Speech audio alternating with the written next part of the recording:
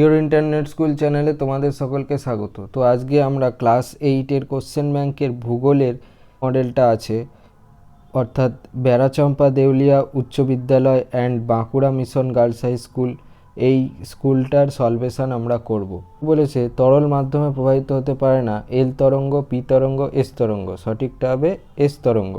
ভূত্বকের বেশিরভাগ অংশ জুড়ে আছে CO2, O2, H2। সঠিকটা হবে O2। আর তাপমাত্রা হলো 11 ডিগ্রি, 28 ডিগ্রি, 15 ডিগ্রি। সঠিকটা হবে 15 ডিগ্রি।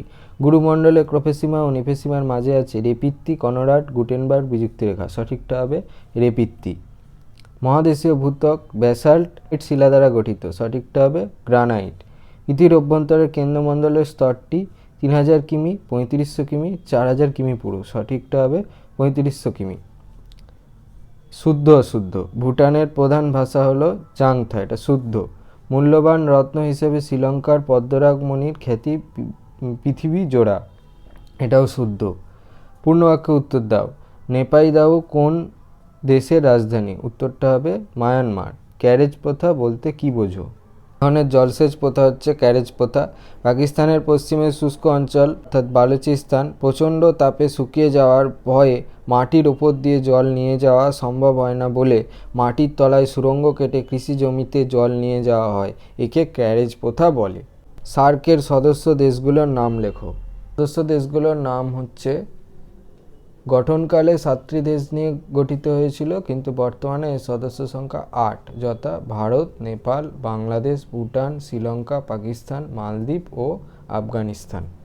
দুটো প্রতিবেশী দেশের নাম লেখো যাদের সমুদ্র বন্দর নেই। নেপাল আর ভুটান। মারে কি কি ধরনের অরণ্য দেখা যায়?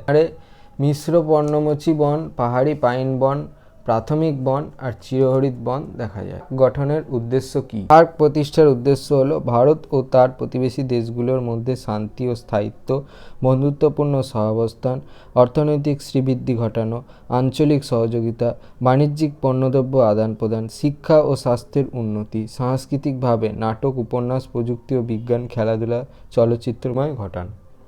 আগ্নেয়গিরি শ্রেণীবিভাগ করো। এর প্রকৃতি ও অগ্ন্যুৎপাতের সময়কালের ব্যাপ্তি অনুসারে আগ্নেয়গিরিকে প্রধানত 3 ভাগে ভাগ করা যায়। সেগুলি হচ্ছে জীবন্ত বা সক্রিয় আগ্নেয়গিরি, অ্যাক্টিভ ভলক্যানো, সুপ্ত আগ্নেয়গিরি, ডরম্যান্ট ভলক্যানো, মৃত আগ্নেয়গিরি, এক্সটিংক্ট ভলক্যানো। সক্রিয় আগ্নেয়গিরি সংজ্ঞা: পৃথিবীপৃষ্ঠের যেসব আগ্নেয়গিরিতে উৎপত্তির সময়কাল থেকে আজও পর্যন্ত অগ্ন্যুৎপাত হয়ে চলেছে অথবা ঘন ঘন অগ্ন্যুৎপাত হয় তাকে জীবন্ত বা সক্রিয় আগ্নেয়গিরি বলে। এই জীবন্ত আগ্নেয়গিরি আবার 2 প্রকার, সেগুলো হলো অবিরাম আগ্নেয়গিরি। পৃথিবীর যেসব আগ্নেয়গিরি থেকে প্রতিনিয়ত বা অনবরত অগ্ন্যুৎপাত হতে থাকে সেগুলোকে অবিরাম আগ্নেয়গিরি বলে। উদাহরণ ইটালির ভিসুভিয়াস।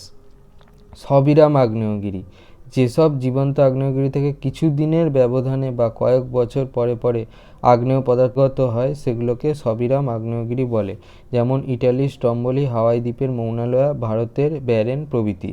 সুপ্ত আগ্নেয়গিরি: পৃথিবীপৃষ্ঠের যেসব আগ্নেয়গিরি অতীতে জীবন্ত ছিল বর্তমানে অগ্ন্যুৎপাত আপাতত বন্ধ আছে, কিন্তু অদূর ভবিষ্যতে যে কোনো সময় অগ্ন্যুৎপাত হওয়ার সম্ভাবনা আছে তাকে সুপ্ত বা ঘুমন্ত আগ্নেয়গিরি বলে। উদাহরণ জাপানের ফুজিয়ামা বা মাউন্ট ফুজি, ইন্দোনেশিয়ার ক্রাকাতোয়া।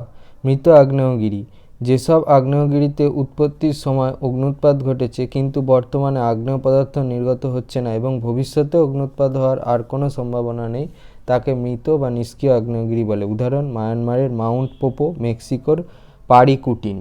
ভূমিকম্পের কেন্দ্র ও উপকেন্দ্র কাকে বলে? ভূমিকম্পের কেন্দ্র ভূপৃষ্ঠের নিচে ও ভূঅভ্যন্তরে যে স্থান থেকে ভূমিকম্পের উৎপত্তি হয় তাকে ভূমিকম্পের কেন্দ্র বলে। ভূমিকম্পের উপকেন্দ্র ভূমিকম্পের কেন্দ্র থেকে ঠিক উল্লম্ব দিকে অর্থাৎ সমকোণে অবস্থিত ভূপৃষ্ঠের যে স্থানে প্রথম কম্পন পৌঁছায় তাকে ভূমিকম্পের উপকেন্দ্র বলে। প্রশান্ত মহাসাগরের পশ্চিম উপকূল বরাবর জাপান ও সন্নিহিত দ্বীপপুঞ্জ কিভাবে গড়ে উঠেছে? প্রশান্ত মহাসাগরের পশ্চিম উপকূল বরাবর জাপান এবং সন্নিহিত দ্বীপপুঞ্জ গঠিত হয়েছে টেকটনিক প্লেটগুলোর সংঘর্ষ, ভূপৃষ্ঠের পাত এবং ভূমিকম্পের মাধ্যমে। এর বিশ্লেষণ নিম্নরূপ: টেকটনিক প্লেটের সংঘর্ষ। জাপান এবং সন্নিহিত দ্বীপপুঞ্জ ইউরেশীয় প্লেট, প্যাসিফিক প্লেট এবং ফিলিপাইন সি প্লেটের সংযোগস্থলে অবস্থিত। সাবডাকশন জোন: প্যাসিফিক প্লেট এবং ফিলিপাইন সি প্লেট ইউরেশীয় প্লেটের নিচে সরে যায়। এই প্রক্রিয়াকে সাবডাকশন বলে। এই সাবডাকশনের ফলে ক্রমাগত ভূতল উঠে এসে পাহাড় কিংবা দ্বীপ গঠন করে। অগ্ন্যুৎপাত এবং আগ্নেয়গিরির কার্যক্রম। সাবডাকশন প্রক্রিয়ার কারণে ভূপৃষ্ঠের নিচে তাপমাত্রা এবং চাপ বৃদ্ধি পায়, যা আগ্নেয়গিরির কার্যক্রমের জন্ম দেয়। জাপান একাধিক সক্রিয় আগ্নেয়গিরি দ্বারা সমৃদ্ধ। এই আগ্নেয়গিরি দ্বীপের ভূপ্রকৃতি গঠনে গুরুত্বপূর্ণ ভূমিকা। ভূমিকম্পের প্রভাব। জাপান ভূমিকম্পপ্রবণ অঞ্চল হিসাবে পরিচিত কারণ এটি টেকটনিক প্লেটগুলোর সংঘর্ষ এবং গতির কেন্দ্রস্থলে অবস্থিত। ভূমিকম্পের ফলে ভূমির অংশ ভেঙে নতুন দ্বীপ বা ভূপ্রকৃতির পরিবর্তন ঘটে। স্রোত এবং তলদেশের উত্থান। সমুদ্রতলের উত্থান এবং স্রোতের কারণে জমা হওয়া সিলিকা, লাভা এবং অন্যান্য উপাদান দ্বীপের আকার বড় হতে সহায়তা করে। উপসংহার: জাপান এবং তার সন্নিহিত দ্বীপপুঞ্জ গঠিত হয়েছে টেকটনিকের গতিশীলতা, আগ্নেয়গিরির কার্যক্রম এবং ভূমিকম্পের প্রভাবের সংমিশ্রণে। এই প্রাকৃতিক প্রক্রিয়াগুলো হাজার হাজার বছর ধরে একসঙ্গে কাজ করে আজকের ভূপ্রকৃতি সৃষ্টি করেছে। ভূমিকম্পের প্রাথমিক তরঙ্গ পি ওয়েভ ও দ্বিতীয় পর্যায়ের তরঙ্গ এস ওয়েভের মধ্যে পার্থক্য লেখো। বিষয়: পি তরঙ্গ, এস তরঙ্গ। সংজ্ঞা: যে ভূমিকম্প তরঙ্গ ভূপৃষ্ঠের প্রথম ধরা পড়ে তাকে প্রাথমিক বা পি তরঙ্গ বলে। যে তরঙ্গ পি তরঙ্গের পর ভূপৃষ্ঠে পৌঁছয় তাকে গৌণ বা এস টি। এটি অনুদৈর্ঘ্য তরঙ্গ। মাধ্যমের কণাগুলো প্রবাহপথের দিকেই কাঁপতে থাকে। এটি অনুপ্রস্থ তরঙ্গ। মাধ্যমের কণাগুলো প্রবাহপথের সমকোণে কাঁপতে থাকে। তরঙ্গদৈর্ঘ্য সবচেয়ে ছোট। পি তরঙ্গের তুলনায় তরঙ্গদৈর্ঘ্য বড়। সর্বাধিক শক্তিশালী তরঙ্গ পি তরঙ্গের থেকে কম শক্তিশালী। গতিবেগ সবচেয়ে দ্রুতগামী তরঙ্গ। গতি 5 থেকে 14 কিমি পার সেকেন্ড। গতিবেগ মাঝারি। গতি 5.3 থেকে 7.2 কিমি পার সেকেন্ড। মাধ্যম: কঠিন, তরল ও গ্যাসীয় মাধ্যমের মধ্য দিয়ে যেতে পারে। কেবল কঠিন মাধ্যমের মধ্য দিয়ে যায়। ক্ষয়ক্ষতির পরিমাণ কম। ক্ষয়ক্ষতির পরিমাণ তেমন নেই। শিলার 5টি বৈশিষ্ট্য লেখো। পাললিক শিলার বৈশিষ্ট্য: স্তর বিন্যাস। স্তরে স্তরে পলি জমে গঠিত হয় বলে পাললিক শিলার অপর নাম স্তরীভূত শিলা। স্তরায়ন তল: একটি স্তর আরেকটি স্তর থেকে যে তল দ্বারা আলাদা থাকে তাকে স্তরায়ন তল বলে। জীবাশ্মের উপস্থিতি: একমাত্র পাললিক শিলাস্তরের মধ্যেই জীবাশ্ম থাকে। কাঠিন্য: অন্যান্য শিলার তুলনায় কাঠিন্য কম, হালকা ও ভঙ্গুর। এর ক্ষয় প্রতিরোধী ক্ষমতা বিভিন্ন রকম হয়। প্রবেশ্যতা: এই শিলা ছিদ্রযুক্ত হওয়ায় জল প্রবেশ করতে পারে, তাই একে প্রবেশ্য শিলা বলে।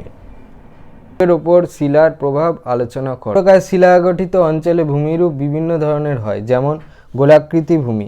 গ্রানাইট শিলাগঠিত অঞ্চল সাধারণত গোলাকৃতি অববাহিকার মাধ্যমে গ্রানাইট শিলার উপরিভাগ পেঁয়াজের খোসার মতো উঠে যায় এবং কেন্দ্রের গোলাকার অংশটি উন্মোচিত হয়ে পড়ে। একে কেন্দ্রিক শিলা বা কোর স্টোন বলে। এই কেন্দ্রিক শিলাগুলো উঁচু টিলার আকারে অবস্থান করলে তাদের টর বলে। উদাহরণ: ছোটনাগপুরের মালভূমিতে টর দেখা যায়।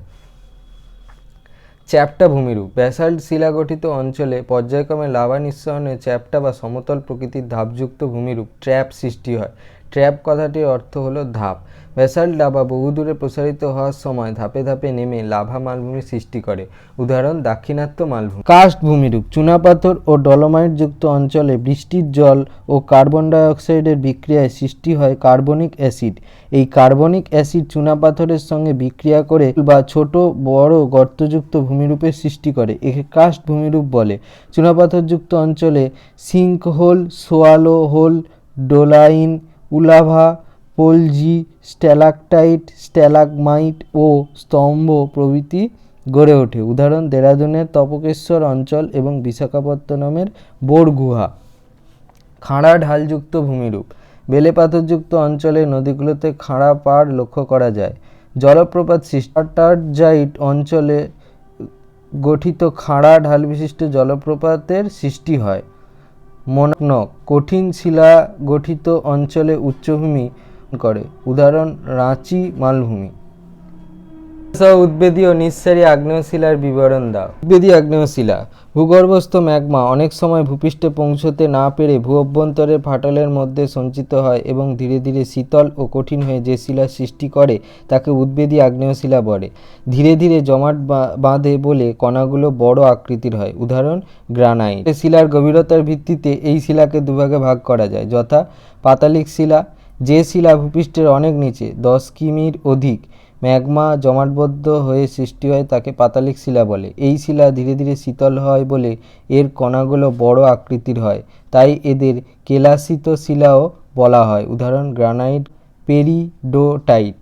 উপপাতালিক শিলা, যেসব উদ্ভিদী শিলা ভূপৃষ্ঠের খুব কাছাকাছি ম্যাগমা জমাটবদ্ধ হয়ে সৃষ্টি হয় তাকে উপপাতালিক শিলা বলে। অতি দ্রুত শীতল ও জমাটবদ্ধ হয় বলে এই প্রকার শিলার কণাগুলো অপেক্ষাকৃত সূক্ষ্ম আকৃতির হয়।